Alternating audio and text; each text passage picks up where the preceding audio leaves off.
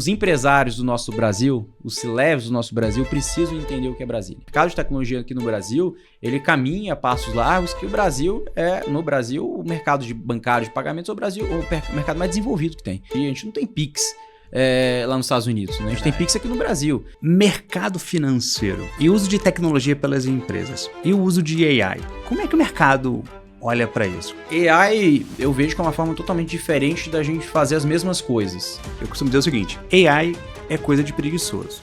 A gente olhar a AI como um grande Lego. Eu tenho muitas peças. Eu vejo assim como a Microsoft viu. AI é um copiloto.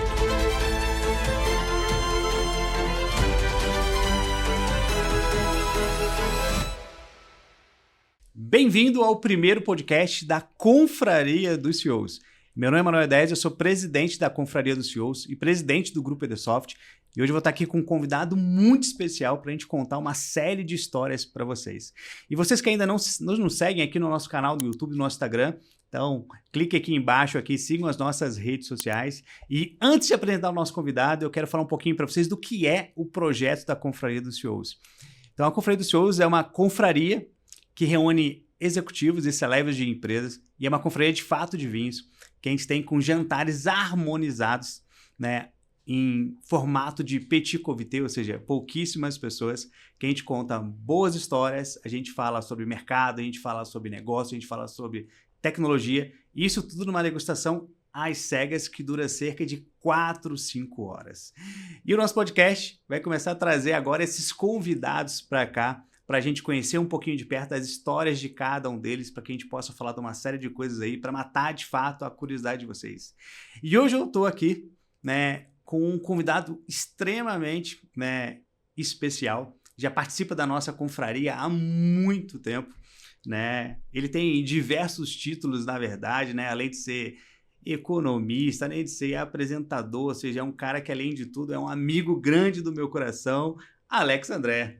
Muito obrigado, Manuel. Que prazer, que honra. Eu fico extremamente honrado, extremamente prestigiado. Tá aqui, né, prestigiando o seu podcast, eu sou confraria. Eu vou dizer que é nossa, né, que agora que a gente tá desde o começo, né, eu tenho esse prazer de falar aqui.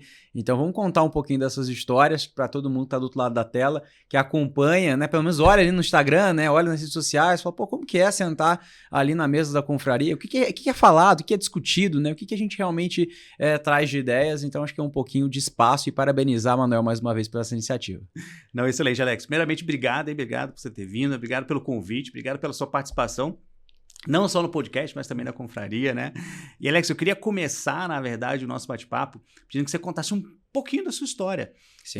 Ou seja, você tem uma história linda, obrigado, né? Você entrou ali, né, para esse mercado, né, que na verdade é o mercado que eu te conheci, né, que é o mercado de capitais, como economista, né, como comentarista de TV. E eu queria que você comentasse um pouquinho, na verdade, o início dessa história. Como é que você chegou até ali? Legal, Manuel. Vamos lá, eu gosto de falar da história, o famoso desde o começo, né? Antes de tudo acontecer, né? Porque hoje muita gente vê nas redes sociais e tá tudo construído. Não significa que a gente chegou no topo, né? Quando as pessoas falam, mas a gente está em processo de construção, mas grande parte disso foi trilhado. Bom, falando aqui um pouquinho, né, da minha história, eu nasci em Volta Redonda, interior do Rio de Janeiro. E aí, enfim, quando a gente fala aí da nossa infância, né, grande parte eu morei com a minha mãe, uma parte eu morei com meu pai, eu somente uns 4, 5 anos, e aí grande parte da minha vida, Manuel, foi marcado muito pelo que eu chamo de varejo, né, pelo comércio. Meu pai e minha mãe sempre foram vendedores, né, meu pai e minha mãe sempre viveram aquela época da fotografia análoga, né, que tinha aqueles filmes, aquelas máquinas Kodak, Fujifilm.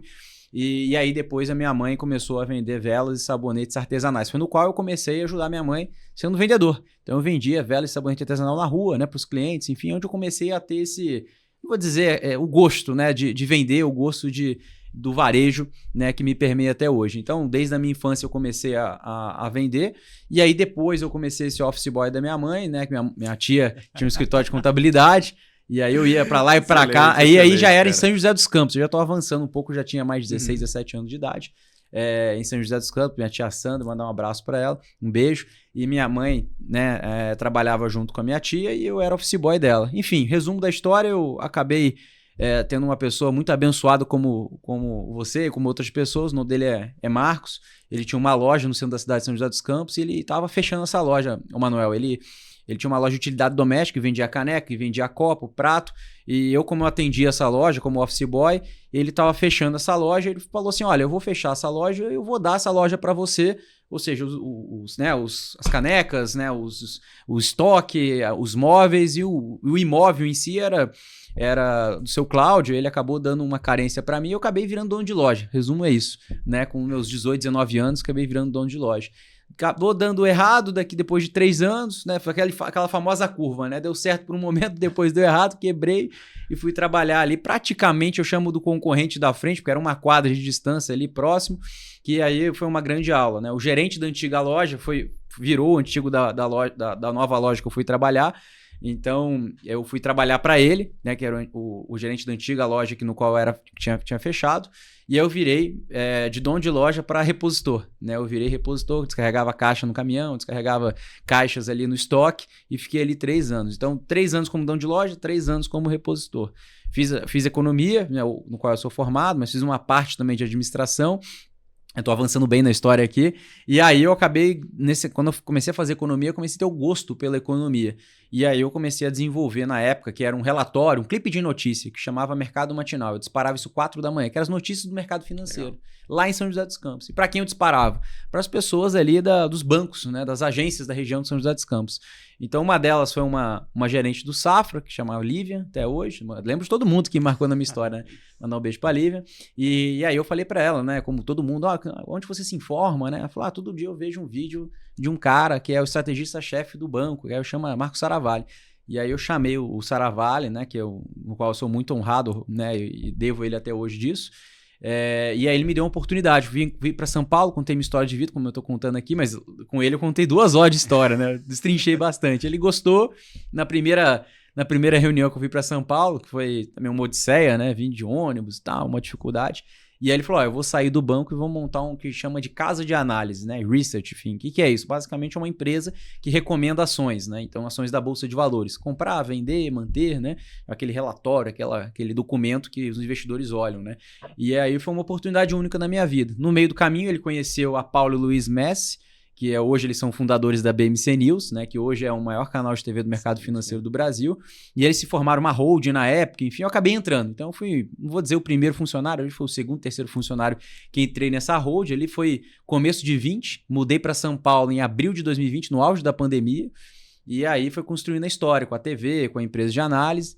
E aí eu fiquei ali próximo de 5 anos, teve um período que eu saí e voltei, mas eu saí em abril agora de 2025 para tocar um projeto meu.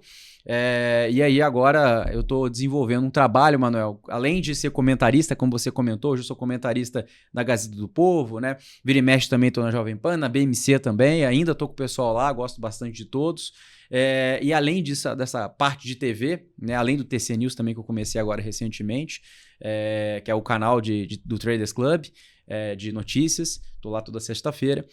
E além disso, eu estou com a minha empresa que basicamente é um serviço que é chamado de Corporate Access, né? Acesso corporativo. O que significa isso para quem não é do meio? As empresas de capital aberto, os investidores institucionais, são as gestoras de investimentos, fundos, as consultorias, assessorias, elas precisam, né, ter um elo para se conhecerem. Ou seja, uma empresa de capital aberto ela precisa conhecer os investidores e vice-versa. E existe um agente, né, uma pessoa jurídica, uma pessoa física que conecta esses meios. E eu acabei trazendo esse intuito. Existem esses profissionais dos grandes bancos, tá? Então existe essa carreira, esse profissional dentro dos grandes bancos nacionais e internacionais no Brasil e no mundo, mas no Brasil, até o presente momento, pelo que eu pesquisei e converso com todo mundo, não existia até o presente momento uma figura de alguém independente, ou seja, que não esteja ligado aos grandes bancos. Então eu, até o presente momento, estou tocando essa iniciativa de uma forma, eu vou dizer ali, desbravando sozinho esse mercado de uma forma única, sendo um Corporate Access independente, que eu ligo empresas de capital aberto, gestoras de recursos, todo mundo que quer divulgar o seu produto. Alguém que tem ali um fundo para divulgar para a sua base de investidores, alguém que é um CFO, um CEO de uma empresa que quer divulgar seu produto, ou que não seja listado, né? Alguém que seja uma empresa privada que quer captar recursos, eu acabo aproximando essas duas pontas e fazendo, né, a jornada sendo mais fluida do que ele tentar ali das suas próprias pernas, que pode até dar certo, mas pode demorar mais tempo. Então eu acabo encurtando e potencializando essa jornada, Manuel. Sensacional, Alex. Obrigado. Antes de mais nada, abrindo um parênteses aqui, queria mandar um grande abraço aqui para o meu amigo também, Marcos Saravalho. O Alex comentou sobre ele aqui, que também conhecia através da Confraria dos CEOs, para vocês verem como é que a confraria gera relacionamento, né, Alex? Isso é um negócio impressionante. Impressionante. Alex, falando de confraria, Sim. eu tenho uma pergunta para você. E até porque agora você é embaixador da Confraria dos CEOs, ganhou uma placa de embaixador. Aí a pergunta é a seguinte: qual foi a sua primeira experiência na confraria? O que você lembra da sua primeira experiência? Olha, acho que a primeira experiência que vem assim na minha cabeça de uma forma muito clara é o acesso, né? Ou seja, é um ambiente extremamente restrito, é um ambiente extremamente exclusivo, que tomar vinho você pode tomar em casa, você pode tomar num restaurante, o que seja, mas tomar um vinho, né? Ou seja, e também desfrutar de uma boa conversa naquele ambiente é único. Então, quando a primeira vez que eu entrei num ambiente de confraria, nem era um petit comité na época, né? Era outro formato de confraria que acabou, né? Também traduzindo por esse movimento. Eu lembro que quando eu entrei nesse ambiente, eu disse aquela famosa frase, né? Eu quero ser o homem mais burro da sala, né? Que eu quero aprender com todo mundo, eu quero escutar, eu quero falar menos, eu quero escutar mais. Então, acho que a palavra exclusividade, né, a palavra conhecimento é o que me permeou ali no primeiro momento, né? Ou seja, isso também me trouxe muitas conexões, né? Não depois da primeira, depois de várias confrarias ali, acabei conhecendo pessoas incríveis, no quais a gente acaba nutrindo até hoje, né, essa amizade, né, permeando essa amizade. Então, a conexão é o que você sai da confraria e ainda continua com você. Né, até hoje você leva a confraria consigo, né? Inclusive, né, Manuel, a gente até conversa, às vezes eu mando foto pro Manuel, que eu tô almoçando, eu tô jantando com um membro da confraria, mesmo o Manuel não estando presente. Isso significa que a confraria, ela continua até fora do ambiente de confraria. Então você permite isso acontecer, Manuel, e acho que a ligação com as pessoas é o ativo intangível, que às vezes, para mim é tangível, mas intangível para muita gente, mais importante, né? Não, sensacional, Alex. Tem uma pauta do nosso bate-papo de hoje, né, que fala muito sobre o que a gente está falando aqui, que é relacionamento e networking. Né? No qual eu trabalho com isso, né? Exato, você trabalha especificamente com isso, e hoje a gente vive num mundo muito conectado, muito online, que as pessoas às vezes acabam esquecendo dessas relações offline. Né? E aí a pergunta que eu tenho, uma parte dela você acabou já respondendo, mas tem uma pecinha aí que é fundamental, que é o seguinte: os executivos que frequentam e se relacionam conosco na confraria, né, a gente gera um desejo neles de sempre voltar. Uhum. Você que conhece muita gente no mercado, muito executivo no mercado, você leva muitos presidentes de empresa até a confraria. A minha pergunta é a seguinte: por que você acha que essas pessoas voltam e por que elas querem sempre estar lá? Tem um ditado, enfim, uma frase que as pessoas falam assim, que parece não estar conectado com essa resposta, mas você vai entender, Manuel, e todos que estão nos escutando. Tem muita gente que... Vou falar aqui de uma palavra que é o desejo, né? Assim, ninguém deseja algo feio, né? Algo que não seja emblemático, aquilo que seja preferível de todos, né? Ou seja, o que significa? Todo mundo quer buscar o ideal. E o ideal dessa confraria, as pessoas frequentam várias confrarias, Manuel. E essa confraria é uma confraria que ela tem um ambiente muito, como eu digo, descontraído, que você se sente em casa. É um ambiente que você consegue se abrir para falar dos seus problemas, às vezes até da sua vida, né? Às vezes a gente fala assim, da minha casa eu estou passando por isso, ou na minha empresa eu estou passando por isso. Então, eu acho que esse ideal, esse desejo, é o que a pessoa se sente em casa e fala assim, eu preciso de mais momentos como esse. Eu lembro que em algumas das confrarias, não foi só em um momento, foram alguns momentos, você lembra muito bem disso, Manuel, que uma das pessoas que participaram disseram assim, nossa, esse momento de mesa eu precisava dentro da minha casa. Né, esse momento que eu fico 2, 3, 4 horas, né, eu não consigo ter com a minha família, minha rotina é muito corrida, mas eu preciso ter isso dentro da minha casa para eu voltar ter um ambiente familiar melhor, né? Então você propicia isso. E tem um outro fator também, né, Manuel? A confraria dos CEOs, não sei se você já comentou isso, não é dinheiro, não adianta você pagar, não existe, não tem ticket, né? Não tem um valor. A confraria você é convidado, então não é o tamanho do seu bolso, né? Não é do tamanho da sua influência exatamente, né? Existe toda uma forma de você ser convidado, né? É como se fosse ali realmente uma família, né? Ou seja, uma pessoa que já está dentro do ambiente de confraria, no qual chama uma pessoa de fora, no qual ela é validada por você e pelos membros da confraria para estar presente. Né? Então, por isso que a qualidade ela sempre se mantém muito elevada. Porque eu vejo várias confrarias, enfim, que as pessoas, o único critério é o pagamento. Né? E claro que algumas confrarias são interessantes até, mas isso pode trazer em algum momento desconforto. Será que a pessoa que está lá só pagou e ela tem algum conteúdo de fato para agregar naquilo? Um outro ponto interessante, Manuel, para finalizar essa parte, é que você sempre traz um assunto da confraria. Você sempre tem um tema central. A confraria ela não traz ela não desvirtua.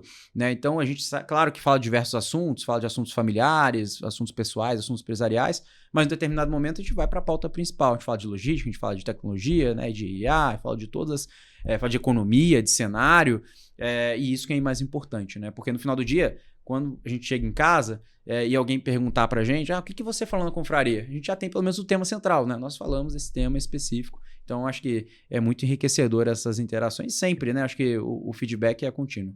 Legal. E você me fez lembrar de uma coisa extremamente importante, né? Realmente, né? As confrarias sempre estão... A gente rege a confraria por um tema. As últimas, inclusive, a gente trouxe muita coisa de AI voltado à área corporativa, voltada à área de conselho, voltada à área prática, especificamente. Mas você trouxe uma questão aí, né? Que é uma questão que a confraria tem, que só quem está lá e participa percebe. Quando você citou esse executivo, né? Especificamente, me fez lembrar disso, né? Porque como a gente tem um tempo de mesa na confraria, e é um tempo, na verdade, que a gente fica ali junto, cerca de 4 a 5 horas, que não é uma coisa muito comum hoje. Já ficamos até mais, né? Já ficamos até mais, né? Geralmente a gente senta para almoçar com alguém, você fica ali 1h30, no máximo 2 horas, né? A gente fica ali, né? 4, 5 horas, as pessoas não querem ir embora, né? E eu lembro bem desse dia, desse executivo falando sobre isso, né? E aí a gente começa a perceber, né, Alex, assim, o impacto que a gente gera que vai além de negócios. Porque a gente percebe que o ambiente que a gente cria ali também, né? A gente consegue devolver para o cara esse tempo de mesa de uma maneira saudável, com pessoas que, de fato, valem a pena a gente se relacionar, só que ele olha para aquilo e consegue perceber algo que está faltando também, muitas vezes, dentro da casa dele. Dentro da casa dele. Né? No convívio de relacionamento dele, né? E aí é onde leva a gente para ter um impacto que a gente gera, a gente fala, uau, né? Eu imaginaria que impactar apenas em X e estou impactando em algo que a gente nem pensava especificamente. Tem um outro fator da confraria que eu lembrei aqui, Manuel, que é muito importante, não menos importante, que é você não colocar uma confraria num âmbito comercial. Né? Muitas confrarias que eu participo, enfim, que eu vejo até, é uma confraria que você senta e todo mundo quer te dar cartão, todo mundo quer vender alguma coisa para você, a pessoa nem te conhece, e as pessoas pensam que fazendo isso, ela tem uma mentalidade de não perder tempo, ela não quer perder tempo, ela não quer fazer uma reunião sem propósito, né, que as pessoas dizem, e muito pelo contrário. O ambiente da confraria, que você pode até trocar cartões, mas de uma forma social e não de uma forma comercial, você acaba trazendo um vínculo com o seu futuro prospect, né, o seu futuro cliente, de uma forma muito mais fluida, né, e mantendo uma relação de longo prazo.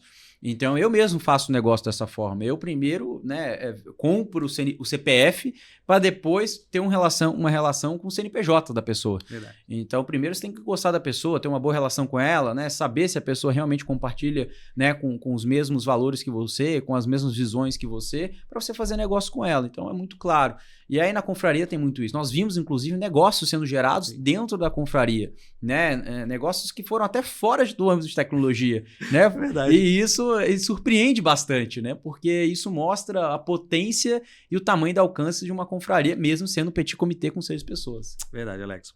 E assim, antes da gente ir para o próximo tópico, né, se eu tivesse que convidar um C-Level, né, um CEO, um CTO, um presidente, um vice-presidente de uma empresa para a confraria hoje, sendo embaixador, né, o que você falaria para essa pessoa? Olha, eu acho que para falar eu pensei que você ia mencionar o nome, né?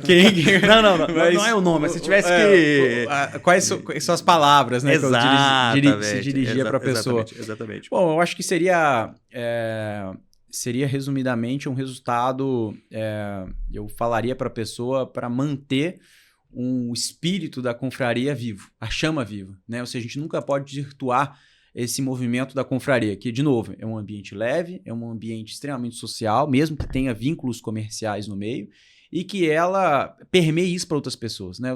Eu sempre falo, né? Não adianta você fazer o bem só num ambiente restrito, né? Você precisa também, né, alastrar esse movimento do bem, uma corrente do bem. Então, você precisa trazer novas pessoas, que realmente é um movimento, né, Manuel? É um movimento contínuo, vivo, que você realmente precisa comprar a ideia com fundo do coração, acreditar que a confraria, não só acreditar, você ver e acreditar e você viver disso, e você colocar outras pessoas que para fazer sentido, né? Ou seja, para viver essa experiência. E claro, né? Uma roda que acaba girando muito bem e eu acho que a pessoa precisa ter essa mentalidade da confraria dos CEOs, né? É diferente de outras confrarias, é diferente de um movimento comercial, como eu falei, então precisa ter essa cultura. Como as pessoas falam de cultura empresarial, é a cultura da confraria, né? Que é única, né? Sensacional, Alex. Agora, virando um pouquinho a chavinha, vamos falar de economia, vamos falar um pouquinho... Você quer falar de vinho, né? Vamos degustar um vinho aqui, né? Não, vamos falar um pouquinho de economia, vamos falar um pouquinho da sua área. Claro. Mas eu queria que você fizesse um paralelo, assim, na sua visão. Porque é o seguinte, quando a gente fala de economia, a gente fala de mercado brasileiro, né? E se a gente fala um pouquinho de digital, se a gente fala um pouquinho de tecnologia, não tem como não olhar para o mercado lá fora. Sim. Né? A nível de comparativos. Sim. Né?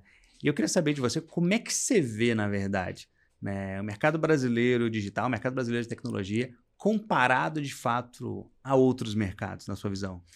Ótima pergunta, Manuel. O Brasil, apesar de ter muitas críticas em relação ao tamanho do mercado de tecnologia, né? Claro que os Estados Unidos é o maior mercado do mundo, deve continuar sendo o maior mercado do mundo para diversas tecnologias, como você sabe muito melhor do que eu, mas eu vejo que o Brasil ele tem mudado muito, principalmente na regulação, né? Nós temos aí o Redata, né? Que coloca o Brasil no centro da inteligência artificial junto com data centers, né? Eu sempre falo que o data center é uma pá, né, do ouro, né, ou seja, da corrida do ouro. Né? Não adianta você querer desenvolver AI se não tem data center suficiente para processar a tecnologia, se não tem energia, né, renovável, que o Brasil, no qual ela é expoente nisso. Né? O Brasil, nós temos diversas fontes de energia renováveis, o próprio gás natural, o solar, né, o eólico, que proporciona isso. Então é um destrave gigante. Tá? Então eu vejo que o Brasil ele é capaz até de exportar isso para o mundo. Né? Ou seja, tendo data centers aqui que acabam processando dados de fora. Então, o Brasil, eu acho que eu separaria por dois movimentos, Manuel. O primeiro é o tamanho no mercado de infraestrutura, né, em relação à tecnologia. Quando a gente olha em números, né, até números que são falados pelo próprio governo, são números que batem ali trilhões de reais, né, 2 trilhões de reais ao longo dos próximos anos. Que é um mercado que, por um lado, é muito incipiente, mas por outro lado, a gente vê que o movimento dos Estados Unidos já começou. São diversas empresas que estão investindo bilhões e bilhões de dólares nos Estados Unidos para essa corrida do AI que nós temos visto, que as empresas americanas, né, NVIDIA, a própria Apple, a própria Meta, diversas empresas já têm despontado, batendo recordes históricos recentes, a bolsa por si só indo por esse caminho. E aqui no Brasil nós vemos poucas empresas, até mesmo empresas listadas. São poucas empresas, eu posso citar ali, no caso, uma empresa que vem aqui no meu conhecimento que é listado, né, que é a Positivo Tecnologia no caso, né, que tem a questão de servidores. Mas tem outras empresas aqui que não são listadas que têm faturamentos enormes. E você, né, Manuel, na Idesoft, que surfa esse movimento do AI, né, surfa no software, né, também depende dessa infraestrutura, né, dos data centers para crescer. Então eu observo que o mercado de tecnologia aqui no Brasil, ele caminha a passos largos. Claro que o movimento quando a gente olha um âmbito de tecnologia, as empresas aqui, olha que interessante, isso é um dado importante. Eu estava agora num evento, antes de vir aqui no podcast, um evento de fintech, um evento de pagamentos. E aí, por incrível que pareça, acho que pouca gente conhece esse dado, que no Brasil, o mercado bancário de pagamentos é o mercado mais desenvolvido que tem, em termos de cibersegurança, em termos de tecnologia. A gente não tem Pix lá nos Estados Unidos, né? A gente tem Pix aqui no Brasil. E eu estava lá num painel e um diretor do Banco Central estava falando o seguinte, Manuel, que estão estudando um projeto de Pix internacional, de fazer um Pix lá para os Estados Unidos, para quem é aqui no Brasil, e vice-versa, um Pix para a Europa, um Pix internacional. Olha o tamanho da velocidade que nós estamos seguindo no mercado, por exemplo, de fintech de pagamento, que envolve tecnologia por trás, né? Totalmente, né? Em todos os fatores envolvem tecnologia. O dinheiro ele não sai de um lugar, vai para o outro, se ele não tem uma tecnologia embarcada. Então, você tem um exemplo, né? Diversos outros exemplos que existem durante os mercados. Então, a tecnologia, ela que está mudando toda a forma de a gente consumir. A pandemia foi uma outra forma, e o Brasil, grande parte, ele tem o seu jeito criativo e acaba fazendo, por muitas vezes, sendo pioneiro no advento dessas tecnologias. Então, por isso que eu vejo que quando a gente compara com os Estados Unidos sempre vai ser o maior mercado, mas, por outro lado, nós temos ali todas as ferramentas possíveis para o empreendedor, assim como você, no qual eu parabenizo, ao longo de mais de 20 anos de jornada lá na Edsoft, em traduzir esse movimento em faturamento, né, em oportunidade, né, e ajudar o seu cliente a faturar mais, a ser mais produtivo. Eu acho que esse é o movimento que o Brasil tem seguido e sendo muito melhor que outros países emergentes. Tá? Eu acho que isso de fato, a gente consegue observar isso. E eu acho que os desafios vai muito pelos desafios econômicos, né? Porque quando a gente observa uma taxa de juros que está hoje, né, na casa de 15%, né, a gente vê muitos desafios das empresas que querem crescer, mas não tem dinheiro porque o banco está restringindo crédito, porque o movimento fiscal está difícil. Ou você quer tomar crédito, o banco concede o crédito, mas está muito caro. Né? Você não consegue pagar o seu projeto, não tem taxa de retorno que aguente uma taxa de juros a 15%. Isso acaba inibindo o investimento, acaba inibindo emprego, produtividade. Então, um gargalo no nosso Brasil é a nossa taxa básica de juros, né? O nosso Selic. Né? E isso acaba enforcando a economia como um todo. Claro que isso é temporário, né? Isso é um movimento, né, que tem um ciclo econômico para isso, mas o principal desafio do empreendedor é o próprio governo, né, que quer criar impostos aí toda hora, né, que quer trazer um movimento de aumento de juros. Não é o governo, é o Banco Central, que é independente, mas é uma conjuntura que vai dependendo do outro, né? Então, falando um pouco menos técnico aqui, mas o brasileiro sempre se reinventa e sempre sai muito bem de tudo, né, Manuel?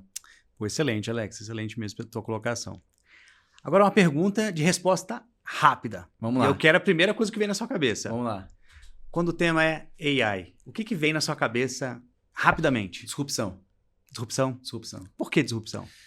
Olha, AI, eu vejo que é uma forma totalmente... Eu vejo que é uma forma totalmente diferente da gente fazer as mesmas coisas. Então, por exemplo, você quer consumir um determinado produto, por exemplo, você está ali num aplicativo que você quer comprar uma roupa, por exemplo, vai no aplicativo, você sem o AI, talvez você clicaria 1, 2, 3, 4, 5 vezes para você achar. Com o AI, ele já conhece a forma que você consome, já sabe o seu tamanho, já sabe a roupa que você usa, a cor que normalmente você compra. O atrito, né, de você abrir o aplicativo e fechar o carrinho é muito menor. Então, são menos passos de você clicar e você ter uma compra. Então, como o consumidor ele move muitas vezes pelo impulso, né, por ser rápido, né, então acaba trazendo uma tomada de decisão maior. Então, ou seja, eu vejo que assim, o AI, lógico que ele pode ser ali algo totalmente disruptivo, algo que a gente nunca viu, mas como também é algo que está no nosso dia a dia. Né? Uma forma que a gente compra, a forma que a gente decide, mas de uma forma muito mais rápida e mais inteligente. Então, por isso que eu vejo esse movimento da AI. Não, excelente, Alex. Inclusive, isso é uma colocação de muitas empresas de tecnologia, eu acredito muito nela, que é usar a AI como copiloto. Ótimo. Alguém que te ajuda, na verdade, por isso que a Microsoft chama Copilot. Né? Exato, exatamente, cara. E, Alex, ainda no tema AI, quando a gente fala de mercado financeiro e uso de tecnologia pelas empresas e o uso de AI, né? Como é que o mercado olha para isso? Como é que o mercado olha para essas empresas? Olha, empresas do mercado financeiro que usam AI? Exatamente. Olha, eu vou falar que... Eu não sei se é por... Não vou falar desconhecimento da minha parte, que eu também não sou especialista em AI para dizer aqui, mas eu vejo que grande parte do mercado olha com ceticismo o AI. Porque o AI ele ficou tão genérico, né, para tudo, né? E no mercado financeiro as pessoas falam assim, se eu colocar AI no meu PPT, o valuation cresce 10 vezes, né?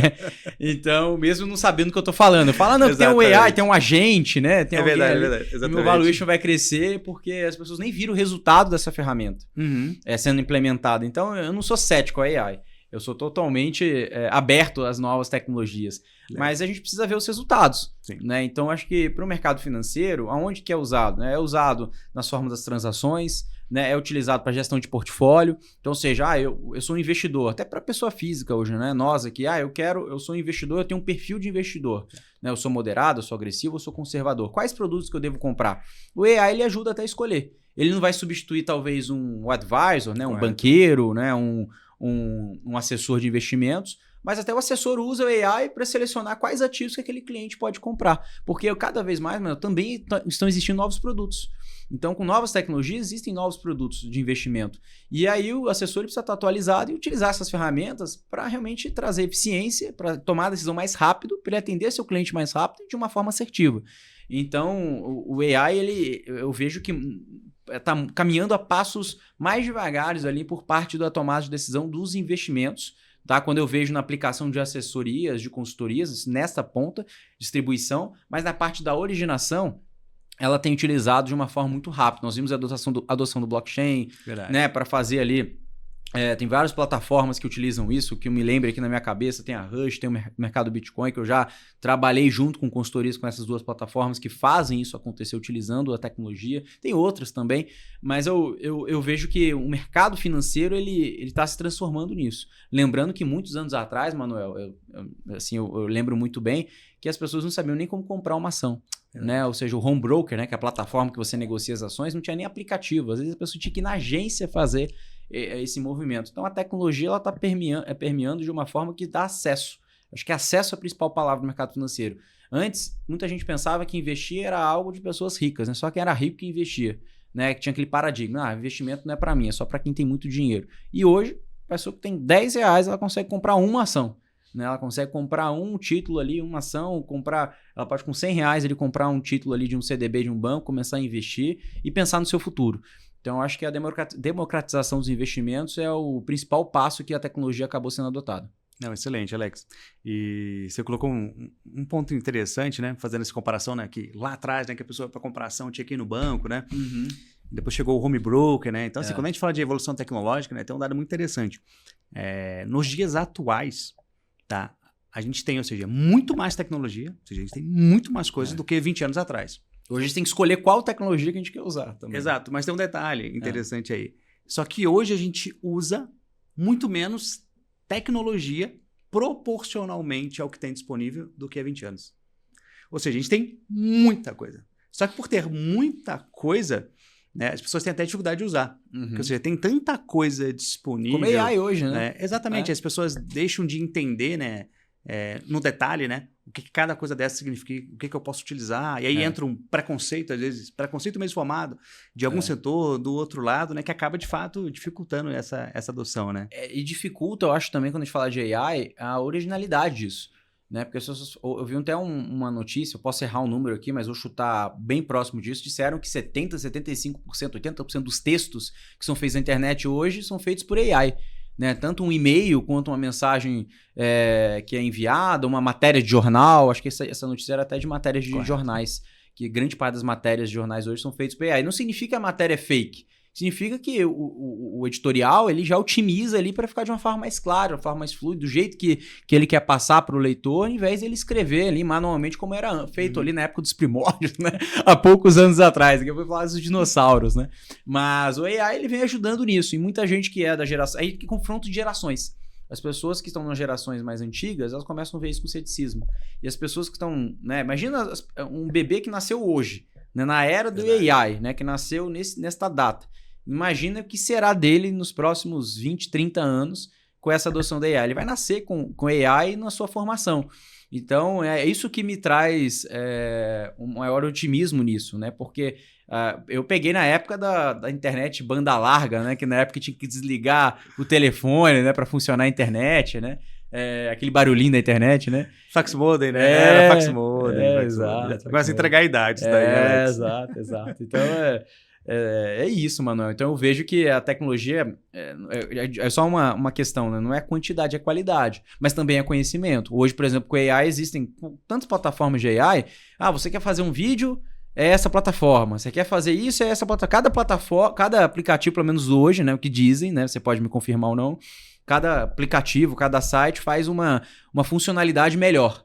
Né? Então, a dificuldade de você entender qual plataforma vai solucionar o seu caso, estou falando para quem é leigo, no caso meu, é muito difícil. Mas o lado bom é que isso está avançando cada vez mais, que hoje você consegue aí eu vou até quebrar o protocolo, que eu vou voltar a pergunta para você. Porque a dificuldade hoje é você enxergar lá à frente como será a AI. Porque tem gente já falando assim, já consigo criar site utilizando AI.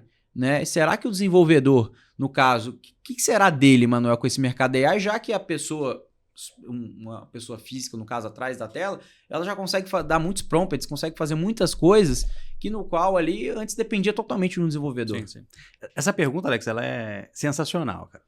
Mas antes, queria só comentar um negócio. Eu costumo dizer o seguinte, AI é coisa de preguiçoso. Ponto. Polêmico. Calma, ponto e uma vírgula. Por que eu falo isso? É. Porque trabalhar com AI de forma profissional requer realmente se especializar cada vez melhor. Por quê? Pegando o que você falou, que a gente tem um site que para fazer isso é melhor, o outro para fazer isso é melhor, e por aí vai. O que acontece? A gente precisa olhar a AI como um grande Lego. Eu tenho muitas peças. Cada peça ela é especializada. E quando é especializada, eu falo nesse momento, na foto de hoje. Por quê? Pode ser que daqui um mês ou amanhã já seja diferente. Então, hoje a melhor para vídeo, de fato, é A. A melhor para escrever um texto, de fato, é B. A melhor para escrever um site, de fato, é C. E pode ser que amanhã isso tudo mude. Então, se eu não investir em conhecer cada pecinha dessa do Lego para saber qual é a melhor peça para utilizar, eu vou morrer na praia, eu vou morrer no raso. Porque, ou seja, eu vou usar AI como todo mundo utiliza. Ou seja, eu vou para o que está disponível, né, no mercado que está todo mundo falando. Então, esse é um ponto interessante. Agora, quando a gente fala de desenvolvedor, quando a gente fala de fábrica de software, é um quesito de fato muito polêmico do que será o desenvolvimento de software no futuro baseado em AI. Tá? Ou seja, eu vejo assim como a Microsoft viu. AI é um copiloto, de fato. Tá? Ele é um copiloto de produção. Então, por exemplo, muita coisa que eu produzir manualmente leva muito tempo. E aí eu tenho uma série de ferramentas de AI para produzir sites, para produzir aplicativos, para produzir uma série de outras coisas. O detalhe é que é o seguinte, que tudo que é produzido por AI tem um certo nível de inteligência. Tá? E quando eu coloco, por exemplo, um cara que é um arquiteto, um cara que é um especialista para olhar, a gente consegue ainda melhorar e otimizar muita coisa que é gerada por AI. Vou pegar um exemplo simples, até tecnicamente. O cara vai desenvolver uma aplicação em AI. E aí ele chega lá e pediu para o prompt para ele escrever uma tela. E naquela tela ele pediu para escrever um filtro do jeito que ele queria. Né? E o filtro ficou do jeitinho que ele queria, com a cara que ele queria. Aí o que acontece? Aí ele resolve lá na frente fazer uma outra tela dentro do sistema com os mesmos dados. Tá? Aí ele fica chateado. Por quê? Porque aquele filtro, daquele jeito, com aqueles elementos, ele precisa pedir para ser construído tudo novamente. Por quê? Quando eu produzo com AI tem uma dificuldade muito grande de reaproveitamento do que eu mesmo fiz. Porque ela gera sempre tudo novo. Então, tudo é sempre gerado novo. E quando a gente fala de desenvolvimento de software, para reaproveitamento isso é muito ruim. Né? E outro ponto que a gente tem em AI, que a gente tem que ter sempre um alinhado, né, com pessoas mais experientes na produção, é o quesito de segurança. Por quê? As pessoas com AI estão muito preocupadas em produzir muito. E AI é uma linha de fabricação em massa, seria isso? Totalmente. Eu preciso ter gente para revisar, principalmente no quesito segurança. Inclusive, tem um amigo nosso, não vamos falar o nome dele, sim, que eu vou trazer aqui nesse podcast, já foi convidado para falar do quesito segurança em AI. Por quê? Produção em massa, exposição em massa. Esse é o grande problema. E as pessoas não estão preocupadas com a exposição, até que isso se torne público e os dados estejam vazados em algum lugar e vazados na internet. Hoje, com a Lei Geral de Proteção de Dados, ainda pior ainda. Né? Exatamente. E, inclusive, pegando um pouquinho desse gancho do que você começou a falar, né? E a gente já falou um pouco sobre isso, mas eu queria tornar público aqui esse debate, que é quando a gente fala de AI, a gente fala de governo e a gente fala de ações de regulação, que é o que acontece em Brasília, que todo mundo deveria ter um pouco de interesse ou deveria se envolver um pouco mais, né? Porque, assim, quando a gente fala sobre isso, vira um fantasma na cabeça das pessoas. Tá? Mas eu queria saber, você que está indo para Brasília, frequentado Brasília, a gente já teve algumas discussões sobre isso, né? Por mais que sejam embrionárias ainda, Alex, né? Como é que você vê esse movimento, na verdade, governamental? É um movimento que, Manuel, lógico que ele é encabeçado pelos parlamentares, mas a pressão vem muito das empresas, né? E das empresas por parte da população. Então é uma cadeia, né? Ou seja, a população ela acaba adotando esses meios, né? E isso acaba sendo um norte de receita, um norte de competitividade, diferencial das companhias, e elas acabam fazendo isso. Inclusive é um grande exemplo aqui que a gente pode falar sobre regulação, por exemplo, dos meios dos aplicativos. né? A gente consegue observar aí esse debate, né, entre o uso da moto, né, entre a adoção dos meios de pagamento, que as empresas agora querem fazer também virar um banco, né? Correto. Não sei se você viu aí o iFood, né? Ele quer desenvolver um banco dentro dele, porque ele vê que tem muito dinheiro transacionando lá dentro, precisa de tecnologia, precisa, eu vou tirar esse dinheiro que está circulando dos bancos, eu vou criar um meio de pagamento. Dando um exemplo aqui, né? Também por parte dos aplicativos de corrida. Estou falando aqui de vários, também tem as redes sociais, né? E aí acaba trazendo muitos debates aqui, entre eles a responsabilidade do conteúdo que está dentro da rede social, sendo que é uma empresa americana, né? Por exemplo, a Meta, né? Enfim, que tem os principais canais que nós utilizamos.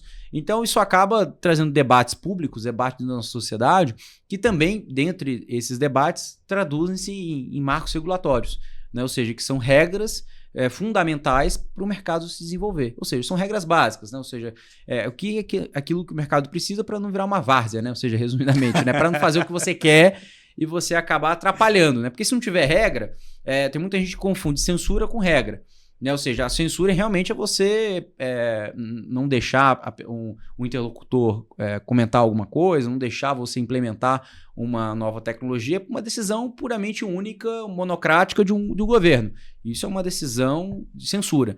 Uma decisão de regra, ela é tomada passada pela Câmara, passada pelo Senado e promulgada pelo presidente.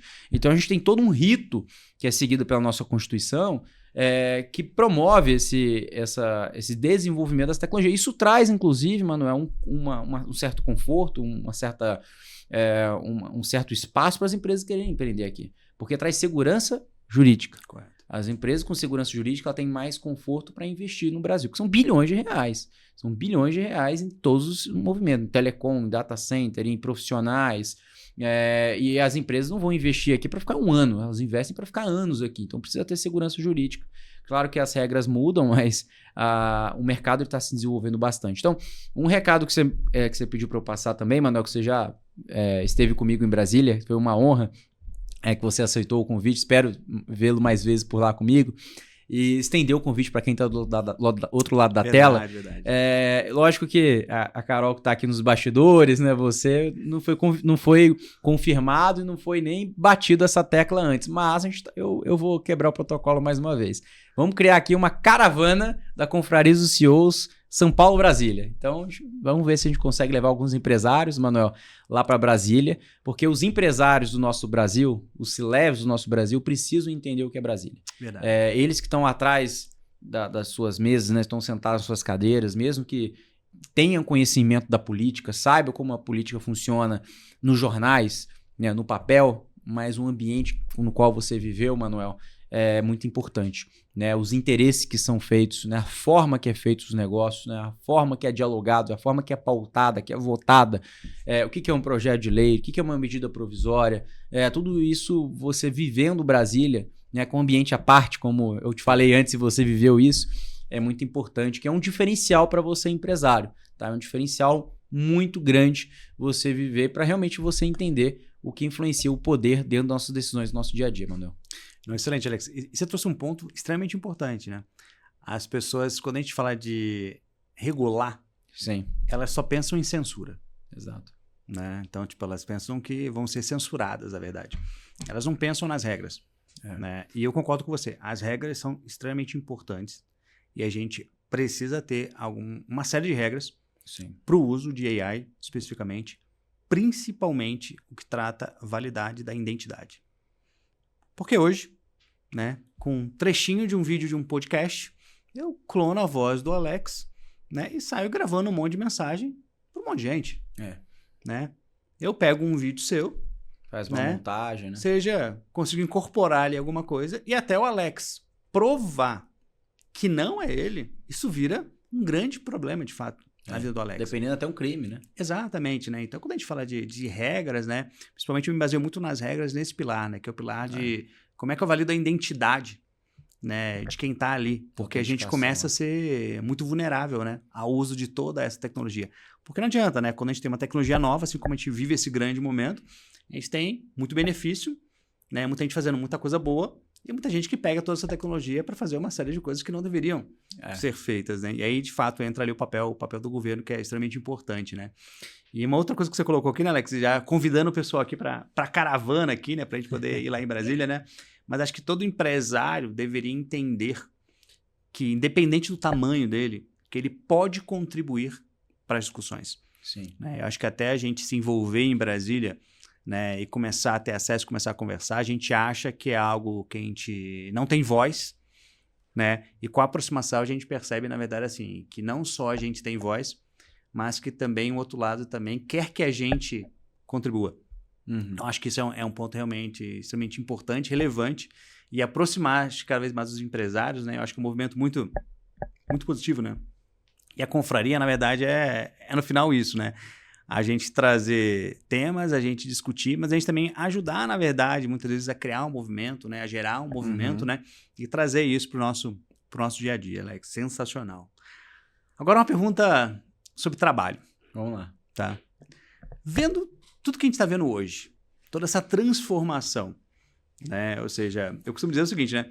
Que a própria confraria, né, é um movimento inverso, né? A confraria dos CEOs, né? Porque a gente se reúne presencialmente e fica 4, 5 horas junto, né? Então, e a gente tem toda essa questão do digital, do online e por aí vai. E agora toda essa mudança, né, através de inteligência artificial, que automaticamente vai moldando não só novas profissões, mas vai adaptando a forma de trabalho das profissões atuais, né? Como é que você vê o mercado de trabalho? E se você quiser setorizar, inclusive, a sua resposta, você pode. Tá. Mas como é que você vê o mercado de trabalho daqui a 5 anos, com todas essas mudanças? Eu sei que 5 anos é muito. Eu já ia falar que é preguiçoso, né? Porque você falou que você é preguiçoso. Mas o preguiçoso, eu entendi logicamente a razão. Mas eu vejo que o mercado de trabalho daqui a 5 anos, ele... Logicamente, Manuel, ele vai ser um mercado de trabalho que vai ser totalmente produtivo. Verdade. Muitas das tarefas que são feitas manualmente hoje, elas serão feitas de uma forma... Por exemplo, call center. Hoje, o call center, com o auxílio do robô, né, aquele robozinho que te atende ali no chat, que chatbot. Sim. Antes esse chatbot, Manuel, perdão aqui, eu sei que é de tecnologia, né? Antes esse chatbot era um chatbot totalmente inútil, porque você nunca chegava no que você queria. Né? Antes de você usar o AI. Hoje, empresas que adotam o AI, de fato, você consegue ver a transformação. Sim. Você usa o chatbot, você faz 1, 2, 3 perguntas, ele já vai para aquilo que você quer. Às vezes você consegue resolver sem o agente humano, né? Sem a pessoa, de fato, humana, ele te atendendo. Eu passei por um caso semana passada de alguém que fez uma compra indevida no meu cartão. Eu fui no aplicativo, disse lá que foi uma compra suspeita. Essa compra aqui, sim. Ok, você reconhece? Não. Você compartilhou sua senha com alguém? Não. Ok, já cancelei seu cartão, já emiti um novo cartão para você. Pronto, é isso que eu queria. Não precisava ficar lá ligando, 2 horas esperando, alguém falando, confirmando meu CPF 3 vezes, né? Já resolveu. Então, isso é AI na prática. Isso é você resolver os problemas de uma forma sucinta e rápida. E aí, quando você setoriza, você começa a ficar assustado no lado positivo. Tem o AI que eu também não tenho um conhecimento grande para falar sobre isso, mas eu comecei a ver por cima o AI é utilizado na medicina. Né? O quanto disso no diagnóstico ele é utilizado e às vezes até melhor que um médico renomado no mercado. Ele tem 30 anos de experiência, ele tem 30 anos de know-how, ele já viu 30 anos de tudo.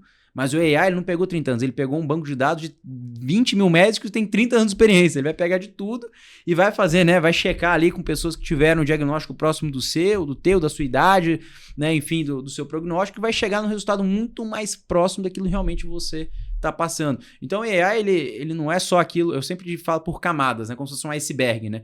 Ele não é só aquilo que a gente vê por cima, mas é tudo aquilo que está por baixo, aquela infraestrutura que às vezes você vai no médico, né? E você, o que você quer quando você vai no médico? Você quer ser o diagnóstico. Você não quer ver como que ele vai ser feito o diagnóstico, né? Se ele vai ser feito por AI, não, eu só quero saber o meu diagnóstico correto. E aí evita erro médico e tudo mais. Então, o AI é para isso, né? Para otimizar, para ser mais rápido, para não ter, né, realmente uma duplicidade, né? Porque gera gastos, né? Imagina, sim, a pessoa que usa a rede pública de saúde, ela precisa ir 1, 2, 3 vezes para tentar pegar seu diagnóstico. Se tiver tecnologia, ela acaba sendo uma vez, dá espaço para outras pessoas, otimiza, fica mais barato, né? E acaba também, a pessoa tem uma chance maior de ser curada, enfim, de sobreviver, dependendo do caso. Então, a gente está pegando aqui a saúde. Pô, pegar aqui segurança pública, Smart Sampa, né? Que usa o rosto da pessoa no meio da rua para ver se a pessoa é procurada ou não. Quantas... Eu não consigo imaginar isso, não sei se tem esse número, mas tem um número de quantas pessoas foram presas pelo Smart Sampa. Fica ali no centro de São Paulo, se você vê, tem um painel lá que ele fica em tempo real, pegando quantas pessoas foram presas pelo Smart Sampa. Mas a gente não sabe quantas dessas pessoas que foram presas, que saíram ali no convívio da sociedade, que essa pessoa poderia cometer um novo crime, que poderia matar uma nova pessoa, que poderia cometer um homicídio, um assalto, o que seja. Então a gente vê que a tecnologia, ela não só cria, mas ela também antecipa riscos, né? Cibersegurança, segurança pública, possíveis novas doenças. Então, eu sei que eu avancei bastante na resposta, mas se a gente já está vendo isso hoje, imagina no futuro. Né? Exatamente. Mas você colocou um ponto muito interessante, Alex, que quando você fala ali do chatbot, vamos falar que é a coisa mais comum, né? Sim. Da experiência que as pessoas têm junto com AI, né? Ali tem uma coisa interessante, né? Eu costumo dizer o seguinte, né? As empresas que, de fato, entendem o poder que elas têm na mão, tá? E, de fato, se propõem a resolver uma dor de negócio, elas performam e, de fato, fazem um diferencial. Sim. Porque a gente pode usar AI de várias maneiras diferentes, mas ela, quando entende qual é a tua dor e traz a dor traduzida para o negócio, sim, e usa tecnologia para que isso possa acontecer, cara, de fato vive uma era sensacional. Eu vou dar um exemplo muito básico. Muito básico. Eu tenho 2 cartões de crédito. Um cartão de crédito aceita Apple Pay e o outro não. Qual cartão que eu uso? É o cartão que eu uso, o Apple Pay. O outro que não aceita, que não tem compatibilidade, ele está deixando de vender, está deixando de transacionar. Sim. Então, aquilo que tem uma tecnologia embarcada, que o outro talvez não teve uma questão individual, que seja, não tem um conhecimento, ele está deixando de faturar porque eu não estou usando outro cartão, eu estou usando só o que tem Apple Pay. E uma questão simples, eu não estou falando nem de uma tecnologia embarcada que você identifica o que o seu cliente precisa para aumentar a margem do seu negócio, ou aquilo que o seu cliente está comprando no concorrente, que você mesmo pode desenvolver ali dentro, mas com a tecnologia certa você não consegue observar isso, que também, né, Manuel, os KPIs, né? Não adianta você ter os números ali na sua tela, numa televisão, se você não consegue tomar um plano de ação com aquilo. Né? Às vezes os números cospem para você, você não sabe se aquele número é real, se aquele número foi tratado da forma correta, se é aquele número, o que eu posso fazer com aquele número? Né? Senão fica aquela coisa assim, né? Fica que nem um técnico de futebol, né? O time fica perdido e todo mundo perguntando pro técnico, e aí, o que eu faço? Ele fica ali parado, não sabe o que agir com o time. Exato. De fato, não sabe para que caminho seguir, né? Exatamente. Então, esse copilot, né, esse copiloto, é o técnico de futebol utilizando as ferramentas de AI. Cada jogador é uma ferramenta de AI. Eu acho que, de fato, assim, é o melhor descritivo que a gente tem para o uso, né? E você fez até eu lembrar de um caso, especificamente, para você ver como é que a AI está muito ligada a negócio, né? A como é que você traz a solução do negócio. Esses tempos atrás, né, um cliente veio me procurar especificamente com a dor. Né? Falou, eu tenho uma grande dor. Né? E a dor que ele tem... Quando a gente fala do mercado, né, e mercado de venda, de vendedor, todo mundo tem. Que é o seguinte, ele tem os vendedores dele, e os vendedores dele são externos. Então, visitam o cliente externamente. Qual que é a principal dor que esse cara tem? Seja, o vendedor não preenche o CRM. E vendedor não gosta de preencher CRM, de fato. Não gosta mesmo. Não gosta. Só que é o seguinte... Eu também não gosto. Você também não gosta, tá vendo? Não gosto. Mas no mundo que a gente vive, né... Com a maneira que a gente tem hoje, com AI, para analisar a informação de uma reunião, a informação de uma visita, ela é extremamente relevante, né? E aí, qual que é o fator quando a gente começa a entender de negócio e olhar para isso de uma maneira diferente, né? O vendedor não preenche, na verdade, o CRM, porque o CRM, especificamente, o sistema, é uma barreira de entrada. Por quê? Porque ele precisa sentar, ele precisa ligar o computador, ele precisa parar, ele precisa pensar no que ele vai escrever, né? E por aí vai. Né? E aí, para esse cara, na verdade, eu propus 2 soluções diferentes. Né? A primeira que eu propus para ele foi o seguinte: deixa eu te perguntar uma coisa. O seu vendedor, depois que ele faz a visita, ele gravaria um áudio no WhatsApp dizendo como é que foi? Ele falou, claro que ele gravaria. Eu falei, então, olha só, deixa eu te falar. Se esse cara me gravar um áudio e me mandar para um número de WhatsApp, né, que vai ser da sua empresa, que a gente vai tratar, com AI, eu interpreto o áudio, eu classifico o áudio, eu separo as informações e faço subir em qualquer CRM que você tenha. Isso resolve tua dor? Cara, isso resolve minha vida. Então, só que interessante. Na verdade, eu quebrei uma barreira de entrada do vendedor. O cara não precisa mais sentar para poder botar a mão no CRM. Tá? Ele pode gravar um áudio que seja, que com o áudio eu faço tudo. E resolva a dor do cara de negócio. E detalhe, aquele dado que vai para o CRM vai ajudar depois o próprio vendedor. Porque ele precisa daquele dado. E como segunda solução para ele, né, o que eu falei? Eu falei, agora se você quiser ir para um nível mais profundo, né, o que eu te proponho? Tá? Compra um cloud, aquele gravadorzinho. Sim. Pequenininho, dá para cada vendedor seu, porque o cara não precisa nem, né, lembrar de gravar o áudio já depois. Vai estar acontecendo ali. Ele aperta o botãozinho, grava, no final, já terminou, eu já tenho a grgravação, já tenho o sincroniza. texto, já tenho tudo. Ou seja, além de sincronizar a ata da sua reunião, eu separo o dado todo para o teu CRM. Então, ou seja, não adianta eu só ter a AI como, na verdade, tecnologia e como possibilidade. Se eu não conseguir olhar para o negócio do cara e entender como é que eu traduzo isso aplicando a tecnologia, eu não agrego valor para você, de fato, do outro lado. Né? Então, isso, na verdade, no nosso mercado, né, fala muito, porque às vezes eu tenho muita exposição à tecnologia, mas as pessoas nem sabem como usam com utilidade. Né? Fica tão distante, às vezes. Exato. Não é tão próximo, mas ao mesmo tempo tão distante. Ao mesmo tempo tão distante. Isso é a grande verdade. O que separa isso é o conhecimento. Totalmente, né? Conhecimento e experiência, né, cara? Tanto que tem uma pauta que eu falo que ela dá um podcast sozinha, né? As pessoas ficam bravas comigo, que eu falo o seguinte, na verdade, as pessoas que hoje no mercado de trabalho são mais descartadas, que são as pessoas mais velhas, as pessoas idosas, essas pessoas serão as pessoas mais valiosas. Porque elas têm algo que os mais novos não têm. Elas têm experiência vivida. E com a tecnologia de AI faz o quê? Na verdade, AI te dá um protagonismo de uma área que você não tem. Então, ou seja, o Alex vira programador usando um prompt lá que escreve a aplicação. O que o Alex precisa? Cara, o Alex tem a cabeça de economista. Se ele sabe pedir o que ele precisa, né, do outro lado, o prompt vai fazer para ele. Agora, de onde vem essa experiência? Experiência empírica, experiência vivida. E quem são as pessoas que têm grandes experiências? Relações humanas também, né? Totalmente, cara, totalmente. Essa grande... Envolve emoções, né, e tudo mais. Exatamente. Né? Meu amigo, a gente tá caminhando pro final aqui do nosso podcast. Tá bom de... A gente ia aqui demais, umas 2 horas de bate-papo, demais, né, cara? Tá. Mas antes das nossas considerações finais, cara, tem uma pergunta que eu não te fiz no início e eu preciso te fazer agora, né? E tenho certeza que o que você vai contar aqui, o que você vai falar aqui, né? Todo mundo deve estar curioso para isso. Sim. Essa que é a grande verdade, porque eu falo muito sobre essas questões, e não só como você, né? E elas são extremamente relevantes, tá? Falando da confraria dos CEOs, tá? Qual foi o ápice, né, a nível de momento ou a nível de experiência que você já viveu ali? Olha, eu acho que o ápice... Você mesmo fala aqui que é o ápice, né, Manuel? O ápice é quando você... acho que vou dividir por 2 partes. Primeiro, o ápice da degustação. Eu comecei a entrar na confraria, eu não sabia tomar vinho, né? Eu bebia, lembro dessa experiência, né? A primeira taça, opa, eu já tomei tudo, né? Então eu já tomei muito rápido, eu não sabia nem como colocar o livrinho na boca, degustar e sentir, né? Verdade. Tanto o primário, terciário, secundário, né? E tudo mais do vinho. Então eu acho que o ápice para mim foi quando eu entendi um nível, num estágio que eu não conseguia entender, que era um nível de degustação, um nível que você consegue relembrar memórias que estavam guardadas na sua cabeça.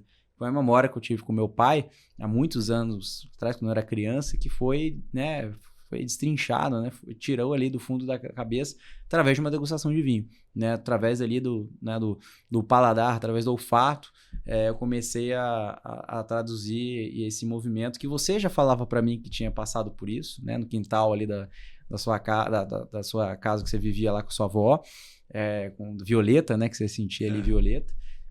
E aí comigo também teve essa vivência. E uma outra vivência que eu... Agora, posso só um parêntese? Claro. Até para explicar melhor para o público que está ouvindo, né? Na verdade, o Alex sempre me ouviu falar, né? É o quê? Que assim, o ápice de uma degustação de vinhos, né, de uma experiência, é quando você se emociona, quando você chora e você não sabe o motivo. Isso de fato aconteceu comigo algumas vezes, depois eu fui entender. Mas de fato, né? Tá ligado assim, o olfato, a gente não treina, né? O olfato, né? E o olfato é um poder impressionante.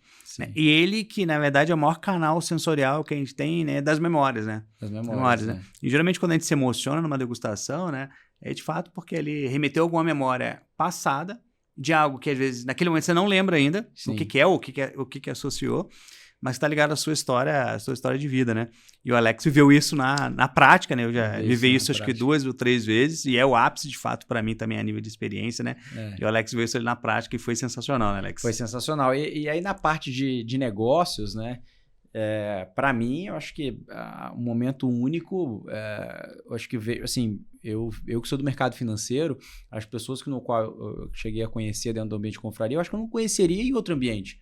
Só conheceria lá, porque são presidentes de empresas de tecnologia, né? São pessoas que estão ligadas a outros mercados no qual eu não tenho uma vivência direta, né? Então, a confraria ela também trouxe um ambiente de conexão genuíno. Eu acho que é isso que traz toda a longevidade da confraria, Manuel, porque a confraria ela não é um movimento único, é um movimento contínuo. A confraria vive-se todos os dias. Verdade. As pessoas que a gente conversa todos os dias, a gente sempre tem um elo em comum, que é você, que é a nossa confraria, que é a sua confraria, que a gente sempre fala, eu te conheci na confraria dos CEOs, e vira um símbolo, né? Vira um marco. Então, acho que isso acaba sendo ali um grande diferencial para nós, Manuel. Não, sensacional, né? Sensacional, cara. E de fato, acho que é isso, né? Que você falou, né? A gente começa a entender que a confraria a gente vive todos os dias. E isso é o que faz vocês externalizarem também os relacionamentos de lá, né? Os relacionamentos começam lá e, na verdade, eles vão para outras mesas. Vira, de fato, ali um baita de um legado. Alex, agora que a gente está no finalzinho aqui já do nosso podcast aqui, primeira edição, né, da Confraria dos CEOs, né? De fato, tinha que ser você sentado aqui nessa mesa aqui como nosso embaixador. Né? E aqui para finalizar, Alex, eu queria que você deixasse um recado, cara, aqui, né, para todo mundo que está nos assistindo, que vai nos assistir aqui, né, sobre, acho que não só experiência, né, de vida, mas a experiência que a gente está tendo aqui, mas um recado que o Alex quer deixar, de fato, para essas pessoas aqui, impresso aqui. Olha, o recado que eu vou deixar, eu não pensei, né, Manuel? Você sabe, né? Eu vim aqui direto mas acho que vai ser o melhor que tem, né? Esse tipo de recado. Eu acho que isso traduz muito o que a confraria também diz. A confraria é um ambiente que você muda de patamar e eu acredito muito numa coisa, Manuel, que eu acabei ao longo da vida, lógico que Deus lá em cima, mas aqui, né, na Terra, eu acredito muito na energia. Tanto a nossa energia quanto a energia das pessoas, energia que são trocadas. Então, o recado que eu passo a gente precisa estar do lado de pessoas que desejam o nosso bem, as pessoas que querem nutrir nossa amizade, pessoas que querem honrar nossa amizade, as pessoas que querem nos prestigiar, né, para justamente a gente desfrutar dessa vida de uma forma muito mais leve. Então, eu tenho um amigo em comum, que depois eu posso falar para você quem é, mas a gente tem um lema de vida, né, um mantra em comum de vida que a gente fala que é nutrir, honrar e prestigiar. Eu acho que são essas 3 palavras que a gente precisa para ter para a nossa vida, para a gente conseguir ter uma boa convivência não só com as pessoas ao nosso redor, mas com nós mesmos. Antes da gente acordar, para a gente viver a nossa vida, a gente precisa estar bem com a gente, né? E é por isso que o nosso trabalho é muito importante, né? A gente tem que trabalhar com aquilo que a gente gosta, né? Quando a gente fala que a gente gosta, não significa que as tarefas todas serão aquilo que a gente quer fazer. Mas acho que o objetivo, aquilo que a gente quer chegar é o principal. Eu vejo em você, Manuel, como uma pessoa que faz muito bem aquilo que é proposto. Não é à toa que você está mais de 20 anos no seu mercado.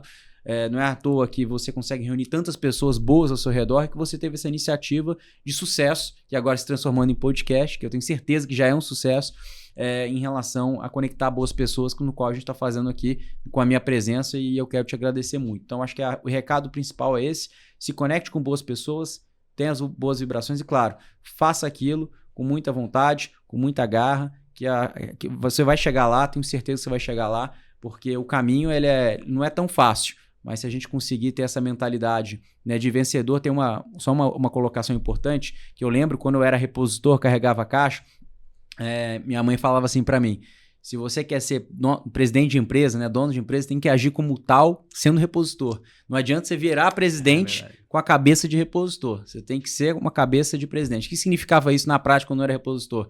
Eu olhava, eu carregava uma caixa, eu via alguém precisando de ajuda, colocava a caixa no chão, perguntava para a pessoa, pro cliente: você precisa de uma ajuda? Pegava um cestinho, colocava para ela, levava até o caixa, pegava a compra, levava no carro. Isso é cabeça de ser empreendedor, isso é cabeça de ser presidente da empresa.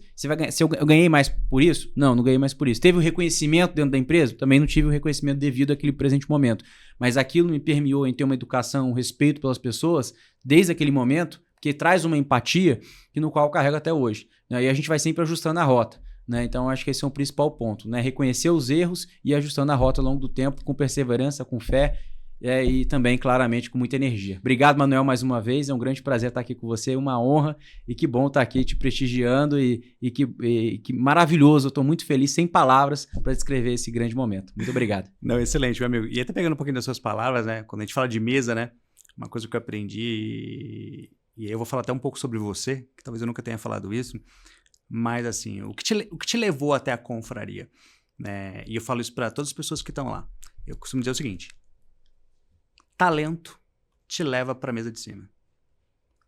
Mas o que te mantém na mesa de cima, assim como a mesa da confraria, você me ensinou isso. Não é talento, é comportamento. Só que aí tem mais uma coisa. Né? Você, Alex, está lá, na verdade, né? Ou seja, o talento a gente, independente de qualquer coisa, se ela é talentoso, o seu comportamento já foi validado. E aí tem mais uma coisa. Na verdade, você não está sentado na mesa da confraria hoje pelo que você representa. Você está sentado pelo que você é, que é completamente diferente. Porque tem muitos lugares que a gente vai que a gente só fica pelo que a gente representa para as pessoas. É uma placa, né? É uma de uma placa, empresa, né? É um título, é um CEO, é um presidente, um vice-presidente, né? Verdade. Eu mudei de tantos trabalhos ao longo do tempo e sempre permaneci na confraria. Exatamente, né? E a confraria não, na verdade a confraria ela é um espaço que as pessoas que se relacionam com a gente e que vão ficando, né, ano após ano, na verdade elas passam a estar ali não mais pelo que elas representam, porque aquilo que você falou, elas trocam de empresas, elas mudam, elas vão para cá e vão para lá. Elas passam a estar ali. Já teve esse level que está empreendendo agora, né? Exatamente. E ele vai estar aqui, né? E ele vai estar aqui, já foi convidado, né? Então, assim, você está ali, na verdade, pelo que você é. Sim. Não mais pelo que você representa. Então, assim, Alex, eu queria te agradecer muito por ter aceito o nosso convite, por ser o nosso primeiro convidado aqui no podcast da Confraria dos CEOs, tá? E para você que nos assiste aí, também quero agradecer por você ter assistido aqui esse episódio até o fim. Se você não nos segue nas redes sociais, passa a nos seguir aqui e não perca o próximo episódio. Um abraço.